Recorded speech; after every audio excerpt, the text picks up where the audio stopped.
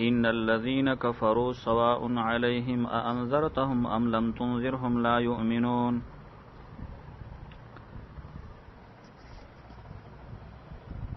د دې ځای نه وروسته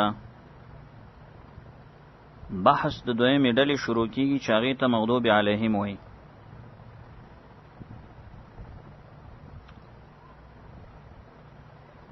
او د دې دویمې ډلې مغضوب علیهم چې کافران دي د هغوی د کفر دنیوي او اخروي سزا.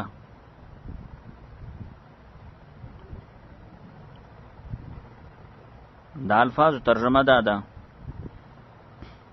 ان الذين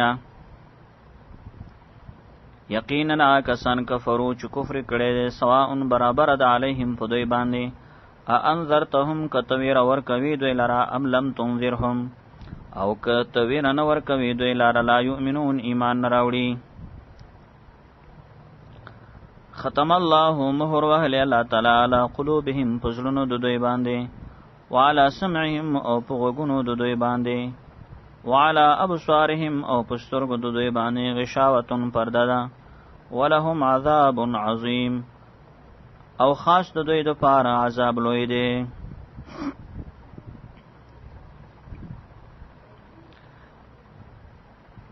ان الذين كفروا د دې په باره کې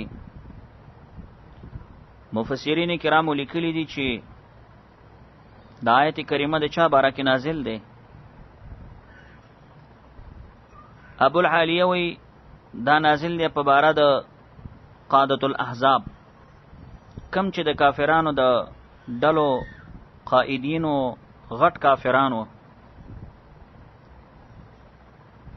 دویم قول د امام ضحاک دی هغه وی چې دا نازل دی په باره د ابو جهل او د هغه 15 کسه اهل بیت یعنی د هغې د کورنۍ غړي. ابن صاحب رحمه الله وی دا نازل دی په باره د یو طایفه د یهودو کې.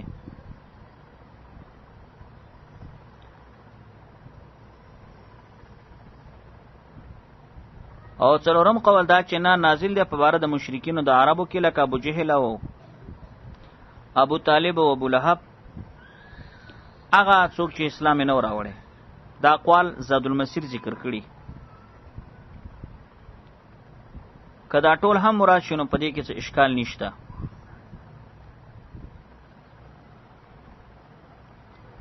ان الذين كفروا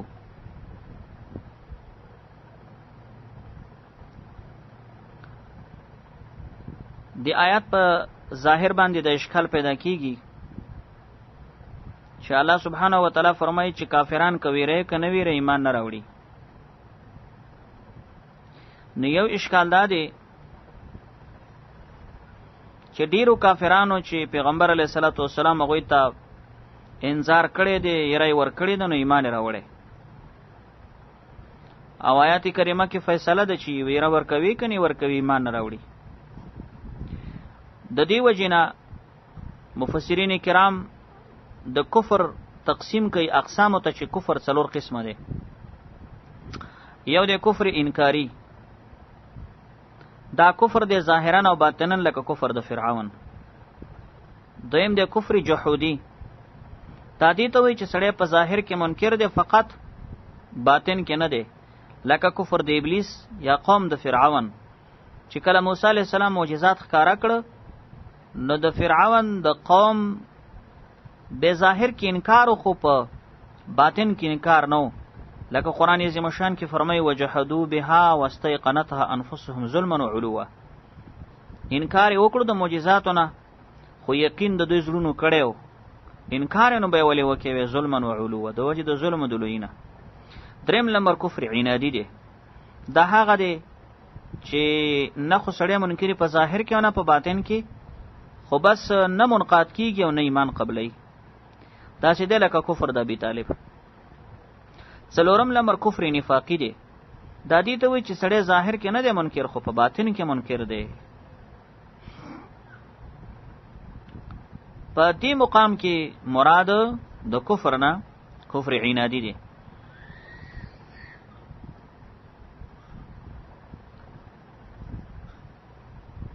کوم کس چې عناد را واخلي ضد کې راشي نو هغه انسان به ایمان نه راوړي.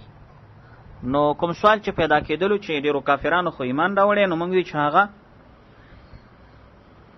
کافر یو خاص قسم مراد چې عنادي کافرینو هغه به پست انذار ایمان نه دی راوړي. کوم چې ایمان راوړي دي نو هغه عنادیان نه و، نو ځکه ورته ایمان نصیب شوی. د دې وجه نه د کفرو د پاسه تفسیری مدارک کې علامه نصفی حنفی رحمه الله ترجمه داسې لیکلې ده چې کفرو معنا کوي استر الحق عنادا. هغه کسان استر الحق عنادا چې هغوی حق پټ کړی دی عنادا، نو حق د الله وحدانیت دی، دا حق پټ کړی دی خو عنادن په عناد سره. نو معلومیږي د دې نکتې د تفسیر مدارک نم چې دلته د کفر نه کفر عنادي مراد دی. برابر خبره ده په دوی چې تی ویروي که نه ویروي ایمان نه راوړي. نو سوال دا دی چې د دعوت خو دوه جانب دي، یو انذار دی او بل بشارت دی. دلته ولی انذار باندې اکتفا کړي بشارت نه دی ذکر کړي؟ نو یو جواب خدا دی چې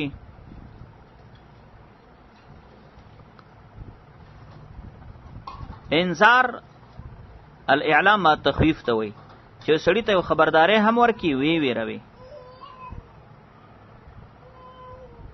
اوس ار کله چې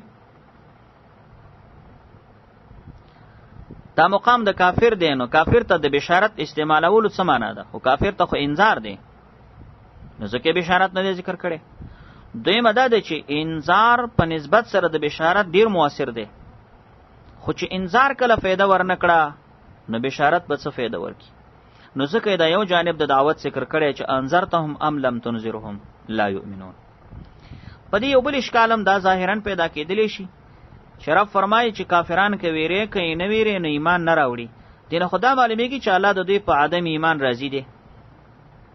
نو جواب دا دی چې نه، دی مقام کې الله د کافرانو د عدم ایمان نه اخبار ورکړي، او اخبار د عدم ایمان څخه نه دی مستلزم رضا ته په عدم ایمان باندې. چې الله د دوی د عدم ایمان اخبار ورکړي دی، نو الله د دوی په ایمان په عدم ایمان باندې راضي وي. دا استلزام او ملازمه نشته.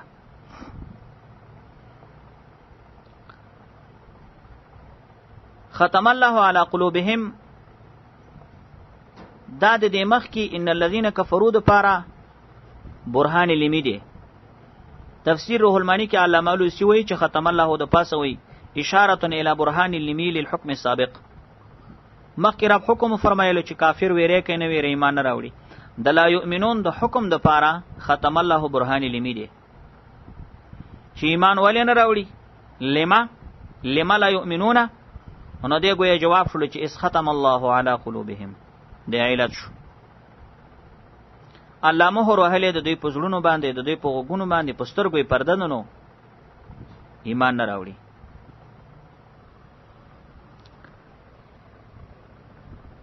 اوس آیت کریمه کې راغله چې الله د دوی په زړونو ختم او مهر وهلې. مهر څه ته وایي؟ د ختم معنا ده اثر د ختم. امام قرطبي وایي چې اثر د ختم دی چې د چا په زړه مهر ولې شي. لا يفهم بخطاب الله ولا يتفکر فی آیات الله. وای به نه پوهیږي د الله په خطاب او په خبره او نه سوچ کوي د الله په ایتونو کې. حافظ ابن کثیر د امام مجاهد قول نقل کوي چې اثر د ختم دی چې د چا په زړه مهر ولې شي، دغه اثر دی الاصرار على المعاصي بحيث تحيط على القلب من كل جانب. دا می شواله د په ګناه باندې په داسې شان سره چې ګناه د په زړه باندې چاپیره شي د هر طرف نه، او هو الختم. تفسیر قاسمی وی چې اثر د ختم څه دی؟ وی کیفیت فی القلب بحيث لا يؤثر فيه الانذار ولا يدخل فيه الحق. وی دا یو کیفیت ته چې په زړه باندې راشي په داسې شان سره چې بیا پکې انذار اثر نه کوي، حق پکې ور داخليږي نه، دې ته ویلې شي ختم. نو الله تعالی د دې په زړونو باندې مهر وهلې.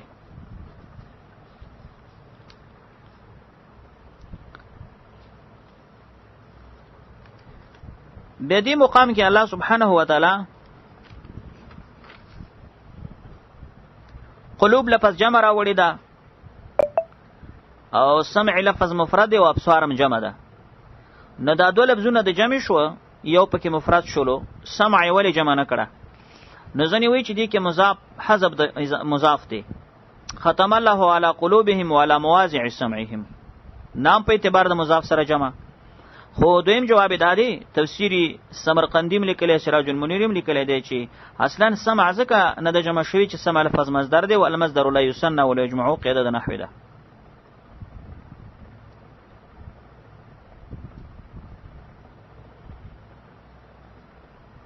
دویم اشکال دا دی چې د قلوب او د سمع سره الله سبحانه و تعالی لفظ د ختم استعمال کړي او د ابصار سره لفظ د غشاوه استعمال کړي.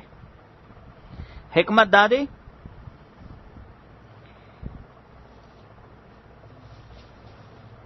چې قلب او سمع ادراک د هر طرفه کولی شي،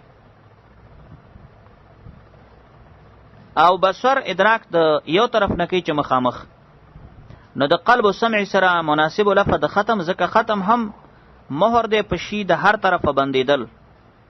مهر چې په شي ولی شي نو هر طرفه بند شي. نو هر کله چې د قلب او د سمع ادراک د هر طرفه نو لفظ د ختم هم بندیدل د هر طرفه دی، دا ورسره مناسبو. او د بصر ادراک صرفا مخامخ تو خوانه یو طرف نه، نو دې سره لفظ د غشاوه مناسب دی. غشاوه پردې ته ویلی شي، نو پرده مخامخ چې راشي نو سترګې به نظر کار نه کوي.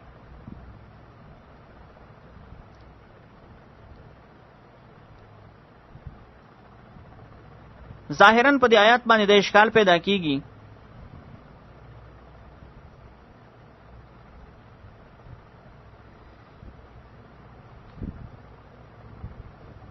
چې د دې آیات نه خو د جبریه او مسلک ثابتېږي، ځکه چې جبریه هغه ډله ده چې دوی وایي چې انسان مجبور دی دا کل حجر المرمی په شان د کاړي ویشتلی شوی دی او هیڅ اختیار نه لري، مجبور محض دی.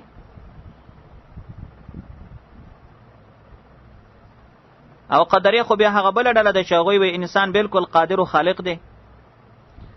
زمونږ د اهل سنت والجماعت د علماو دا نظریه ده چې نه، انسان کاسب دی او الله خالق دی. نو ظاهراً په دې کې د جبریه او مسلک داسې ثابتېږي چې الله د دوی په زړونو مهر والی، په غوږونو باندې په سترګو ولا پرده اچولې ده، نو خو معلومیږي انسان هسې مجبور دی، کل حجر المرمی دی، د ده څه اختیار پاتې نه شو.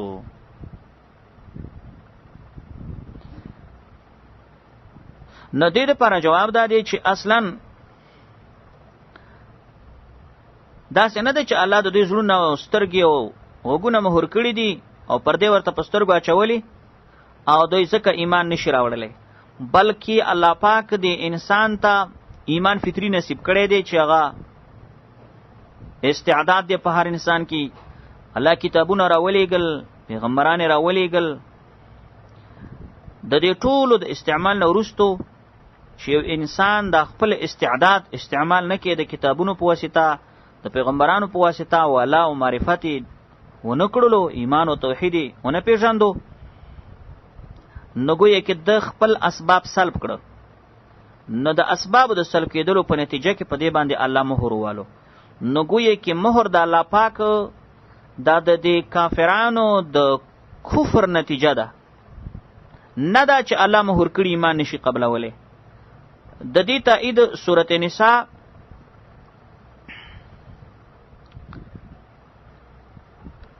یو سل 55 نمبر آیت کریمه دلیل دی. هلته الله فرمایي بل طبع الله علیها بکفرهم، الله مهر وهلی دی په زړونو د دې کافرانو په سبب د کفر. معلومیږي چې کفر سبب د طبع دی. فلا یؤمنون الا قلیلا. نو دې نه صراحتاً معلومیږي چې سبب د کفر هغه کفر سبب د مهر جوړ شوی دی، نه دا چې مهر باری تعالی د طرفه سبب د کفر جوړ شوی. دویم دا چې سورۃ انعام کې الله سبحانه و تعالی 113 نمبر آیت کریمه یعنی د 9 سپاری اخیری آیت ام فرمایي ونقلب افئدتهم وابصارهم، الله یې موږ اړو زړونه د دې کافرانو سترګې د دوی حق نه، کما لم یؤمنو کمالم کا په معنا د لام لما لم یؤمنوا به اول مره د دې وجه نه چې د خلکو ایمان نه راوړی اول ځل نو چې دوی ایمان نه دی راوړی رب وایي زړه د حقونه واړولو ونذرهم فی طغیانهم یعمهون. نو د دینه معلومیږي چې د کافر کفر سبب د ختم او د طبعی او د مهر جوړ شوی دی. دارنګي سورۃ الصف انزم لمبر آیات او سورۃ المنافقون دریم لمبر او سورۃ تطفیف څلورم لمبر دا ټول آیاتونه 14 لمبر سورۃ تطفیف چې التران لفظ استعمال شوی دی. دا د دې دلایل دي چې الله سبحانه و تعالی د دوی د زړونو ځکه مهر کړی دی چې دوړم به کفر کړی دی او د دوی کفر سبب د مهر جوړ شوی. په غشاوتون کې تنوین د تعظیم د پاره دی د نوعی د پاره دی. په سترګو د دوی باندې غشاوتون یو عظیمه فرده ده یا غشاوتون یو نوع د پردې د چغې ته تعامی ویلی شي. ځانونه یې په زور اړنده کړي دي حقو ته ګوري نه. ولهم عذاب عظیم دا ولهم جاری مجرور چې مقدم شوی په عذاب عظیم دا د پاره د حصر یعنی ګویا دا جاری مجرور تقدیمه دا د وجه د حصر نه شوی دی.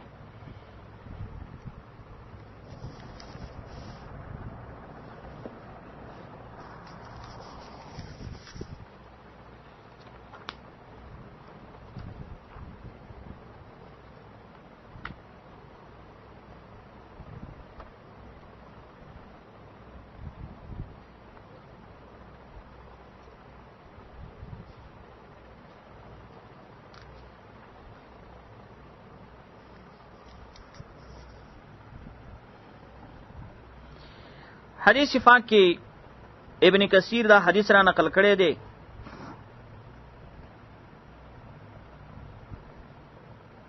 حذیفه رضی الله تعالی عنہ هغه وایي چې رسول الله سلام فرمایلی دي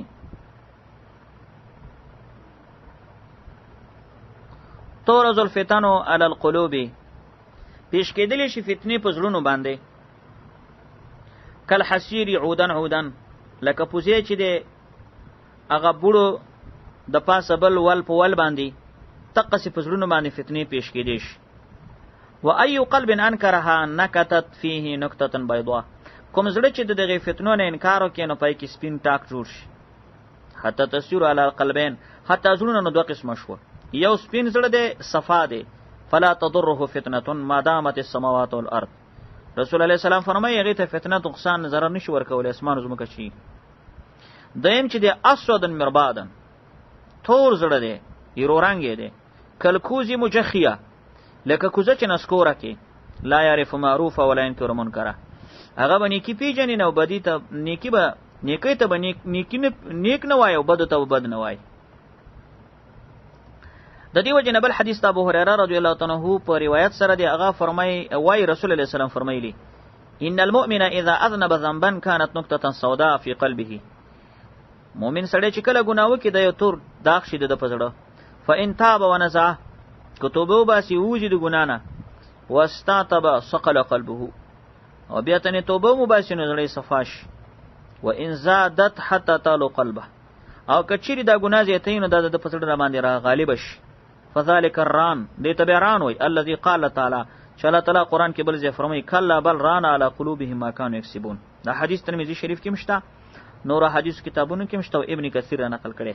د دې دوه حدیثونو نه معلومیږي چې پسلونو باندې چې فتنې کله عارض شي او زړونو باندې ګناهونه کله عارض شي نو اوس دې زړه د صفای په ځای تورواله راشي هم دقه تورواله سبب شي د ختم چې به د الله د طرفه په دې باندې مهر وهلی شي.